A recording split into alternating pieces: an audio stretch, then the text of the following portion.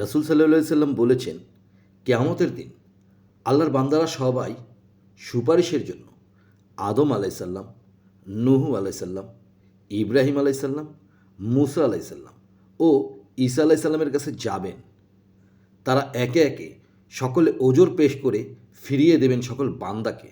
অবশেষে সকল বান্দারা শেষ নবী সাল্লাল্লাহু আলাইহি সাল্লামের কাছে এসে বলবেন, হে মোহাম্মদ সাল্লাল্লাহু আলাইহি সাল্লাম, আপনি তো আল্লাহর রাসূল, আপনি আখিরি নবী। আল্লাহ আপনার পূর্বপর যাবতীয় গুনাহ মাফ করে দিয়েছেন। অতএব আপনি আমাদের জন্য আপনার প্রতিপালকের কাছে সুপারিশ করুন। আপনি কি দেখছেন না আমরা কি ভয়াবহ দুঃখ ও যন্ত্রণা ভোগ করছি? এ কথা শুনে নবী করিম সাল্লাল্লাহু আলাইহি সাল্লাম আল্লাহ সুবহানাহু ওয়া তাআলার আরশের নিচে সেজদায় পড়ে যাবেন। আল্লাহর প্রশংসায় ভাসিয়ে দিবেন, কান্না করবেন।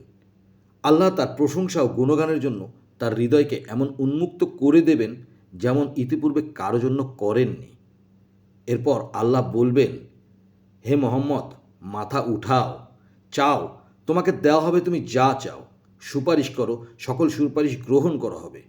তখন শেষ নবী সাল্লাল্লাহু আলাইহি সাল্লাম মাথা উঠিয়ে বলবেন, আমার উম্মতকে রক্ষা করুন হে প্রতিপালক, আমার উম্মতকে রক্ষা করুন হে প্রতিপালক, আমার উম্মতকে রক্ষা করুন হে প্রতিপালক।